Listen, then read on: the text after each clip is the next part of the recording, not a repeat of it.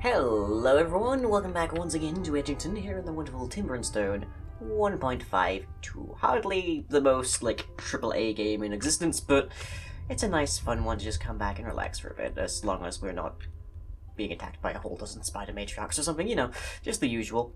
So, it is dawn of day 51, we have everybody marching back. I believe our guards are going to be changing over fairly soon in that regard. And it's currently pen and paper wandering around. Everybody's waking up. Our food is pretty plentiful. If we stop making food right now, we wouldn't get any... We might have some problems down the line, but we're actually pretty good for it for a few days, I think. And we've actually got our first few steel tools going around there, the steel halberds, that we now have a supply of for every single member of our guard, so hooray for that. And we actually have a new... There we go, there you are. A new resident.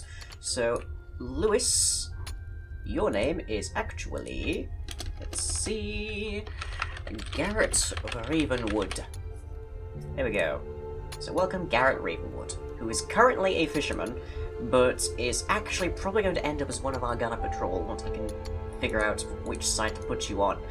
Because currently we have 2 patrols per half of the day, so consequently I don't know which one is more valuable to have them on. I don't know which particular patrol invites more danger as things go along.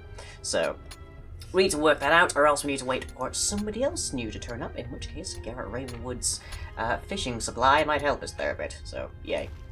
Which reminds me, do we have any... We have no animal hide currently. Okay, right, well, we'll wait on that then, sort of, and get to work. And, it is dark up here, isn't it? Yes, I should put a torch in these dormitories or something.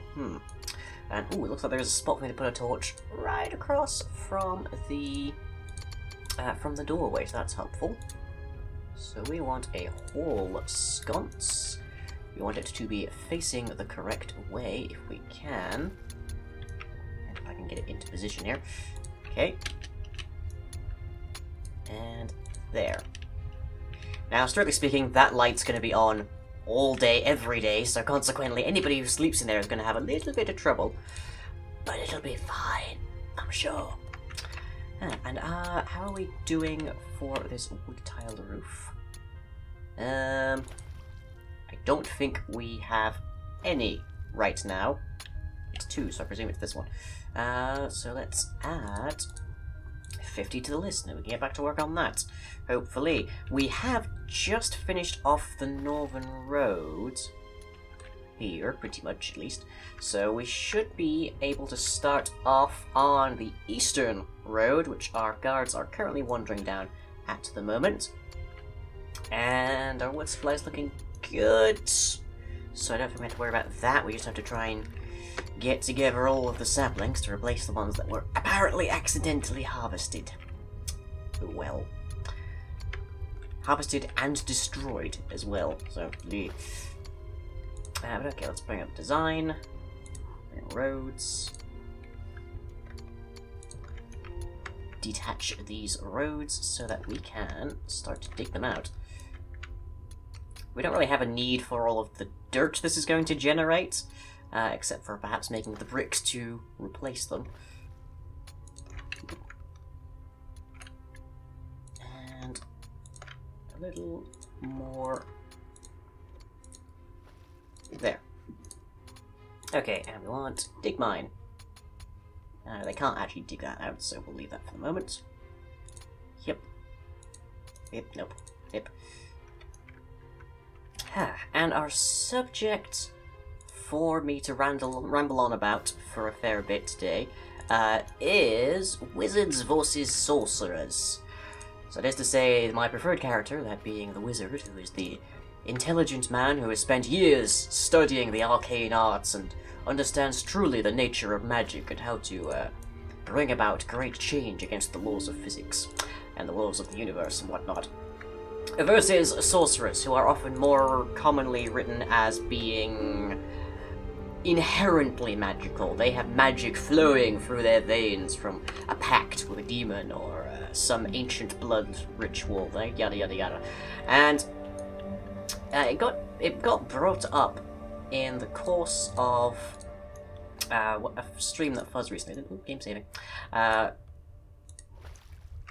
the mage inside of Diablo is not a wizard. I thought a mage is a mage, a wizard is a wizard, that kind of thing.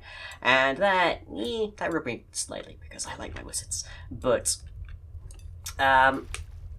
it's an interesting parallel because at least in Dungeons and Dragons, sorcerer and wizard are two distinct things. A sorcerer can cast spells spontaneously without having to learn them, without having to prepare them either. Just wake up in the morning and throw a fireball at somebody's face. Whereas a wizard must spend hours in rigorous meditation and whatnot each morning to try and get their spells laid out. And it's a nice little parallel between the person who has a natural talent for something and the person who works at it very, very hard on a regular basis to be nearly as good as they actually end up being. Oh, level 16 fisherman. Right. So,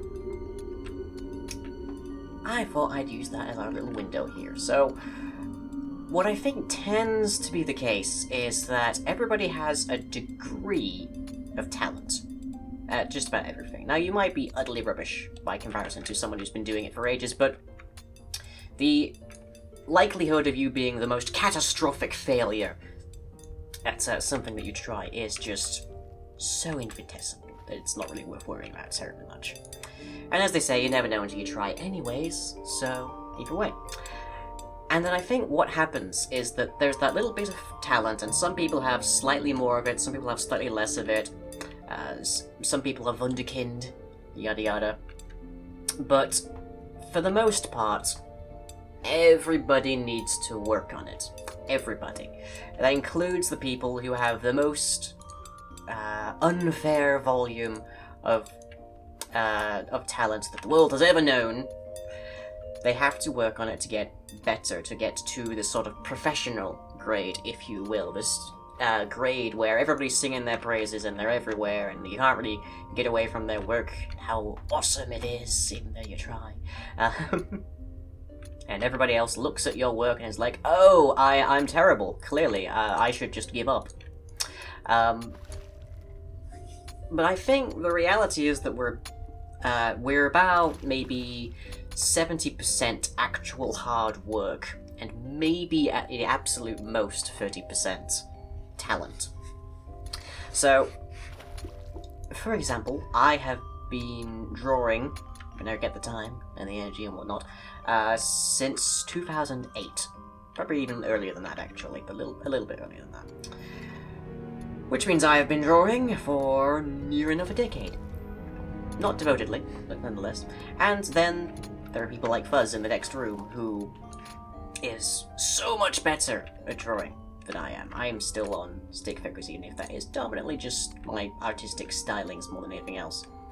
And the difference there is Fuzz has worked a lot harder at it than I have worked at mine, and Fuzz is probably a little bit more talented than me, at least. They definitely have a better eye for colour, I know that much.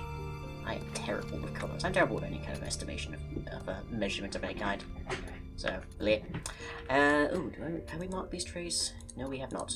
Remove the stump. Where's my minus gone? There's one down there. And the other ones... I can hear other digging, so I presume there's something here, or am I just hearing the...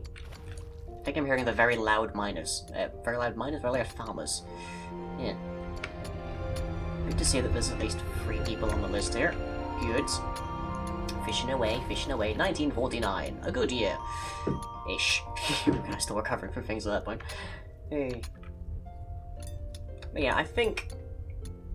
It's almost at least never accurate to say that you are completely worthless at something. You will always have some degree of ability, and it probably won't be the type where you're lauded as the next great Johann Sebastian Bach or something, but it will be enough to start with. Humans are very good at picking things up, and sure, it might take you longer to get higher up in that, up into those echelons and such, but you're gonna get there. if you keep working hard. So I guess I reached this this conclusion then, that we are neither purely sorcerers who cast out our hands and lightning flows from our fingertips, nor are we wizards who burn some incense and speak some ancient incantations and suddenly the weather's gone bright and sunny. I think we are actually a mix of both. And maybe that's why these two interpretations of the words, of the titles has developed from.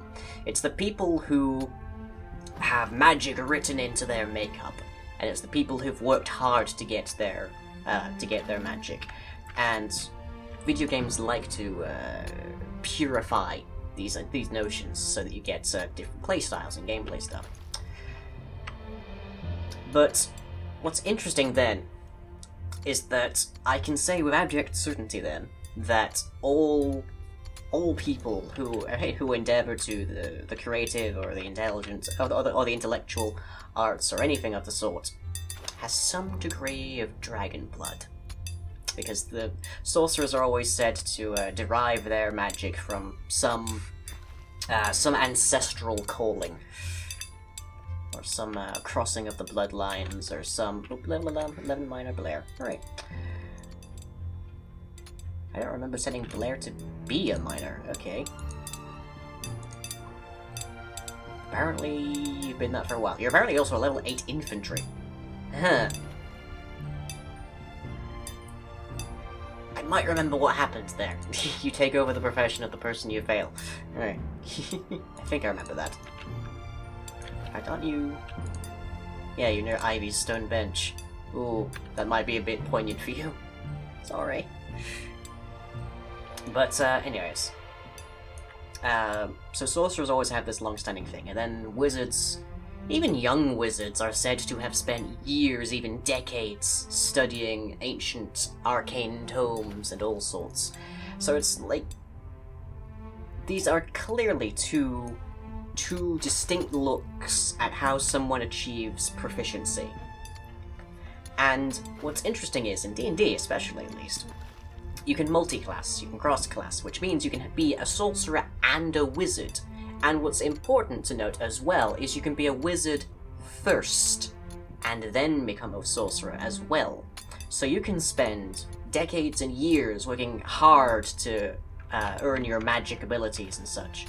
And then, as you go on adventures and experience more things in the world, you can awaken to this sort of inherent talent that you've always had, it just wasn't at the surface. It's always fun to write storylines into character builds like that, but it's especially poignant given this interpretation, I think. Digging away, digging away. Shall I put another mining stockpile here, since you guys are apparently going to be coming from here a lot? There. How are we doing with our materials? Let's take a look. No iron ore currently, because we've got all of our miners working on other things. Couple of copper. If we don't have any iron ingots, then we can't make any more steel. So... we'll have to pause on the getting steel stuff in, but we do apparently have to get some wood planks in. Will it be wood planks too? That is the question. Whichever one is at 45 is the one I don't need. There we go. Get 40 wood planks, and then we can make some more shingles. Oh, this is getting rounded out. Hooray!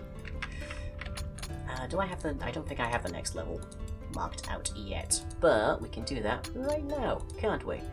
So build with shingles 2. I said this was going to be only 2-tier roof, so we'll keep that as writ.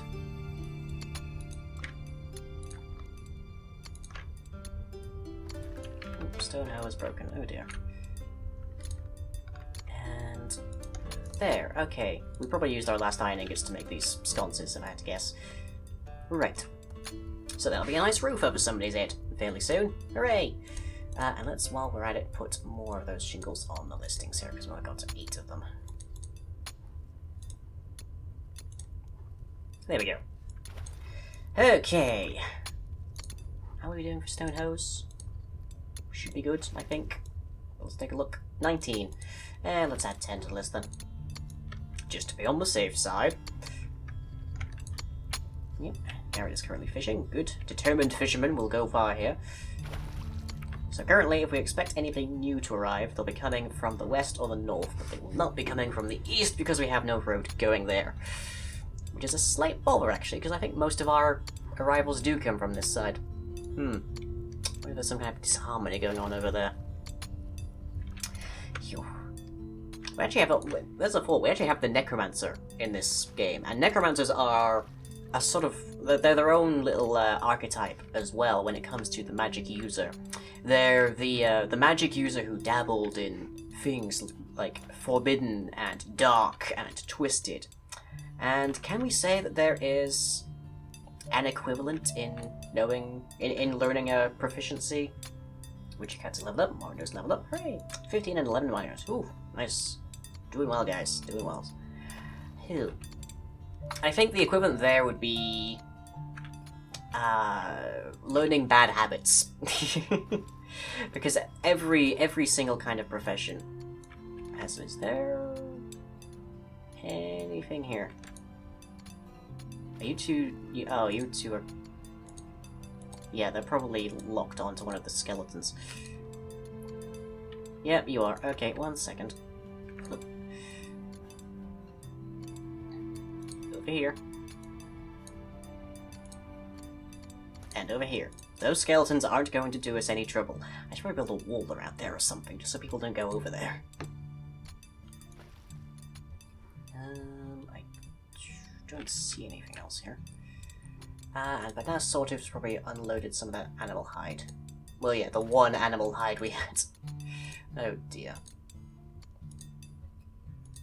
Well, it's getting us towards the leather tunics that we need anyways, is that. Okay, there you go. Back on patrol. Good. Gee, how hungry are they? How long were they staying there? Phew. Gained a bit of hunger. Presumably they were just stood there, locked in motion, or locked in stasis, as it were. Move the stump. And we probably don't need this anymore. Yeah, we can definitely deconstruct this. Because this road is done! Hooray! We also probably don't need this anymore. Ooh. No, we actually do. Because it's providing... it's providing just enough storage. We actually need it. So build, we want... Is it brick free? Yes, brick free. Which we currently only have 2, but we'll make much more soon.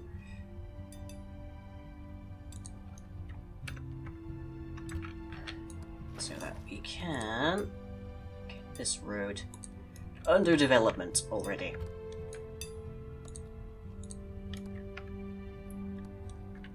And right here too. There we go. And for that matter, let's get some more big free on the runnings. There we go. Woo! And that's made by stonemasons, whereas those are made by actual craftsmen, so yay! Okay, high designations. Good. Ha! Hey. So yeah, let me know in the comments what you think about Wizards versus Sorcerers. And... I know I've learned some bad habits. I've learned bad habits just playing this game. I've learned bad habits being a YouTuber. And these are things that are aspects of a proficiency that work, but are not necessarily healthy to know, or healthy to like get stuck in your ways doing, or are detrimental in the long run. So for example, the editing on this series is incredibly formulaic. It's very straightforward. I just I can pretty much just drag and drop for the most part. Like, that's how easy it is. Push button, create Edgington episode. The hard part for me is coming up with what I need to talk about, really. And that is an example of a bad habit for me, because I should be spending more time creating more dynamic editing, more carefully tuned and tailored music. I shouldn't be just drag and drop all the time. But Edgington, I don't know. I'm now suddenly put in the position of trying to defend my own bad habit, which is another problem with learning a bad habit in a proficiency. So, do be careful. The thing that you defend the most may very well be the problem at hand. So who we got working on the road right now? We've got Morinder and we've got Koala Kyle. Welcome. And it's midday, so our patrols should be turning over fairly soon, assuming they haven't gotten stuck on those skeletons again. Think we're good. Okay. So, hope you've enjoyed this discussion. This has been Edgington, I've been Lying in Bin 1, and now you catch you all.